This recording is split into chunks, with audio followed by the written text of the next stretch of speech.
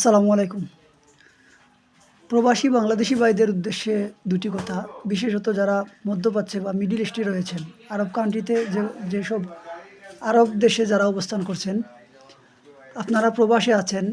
বর্তমানে Iran Israel নিয়ে চলমান ইস্যুতে আপনারা ফেসবুকে কোনো রকমের পোস্ট বা ভিডিও শেয়ার করবেন না।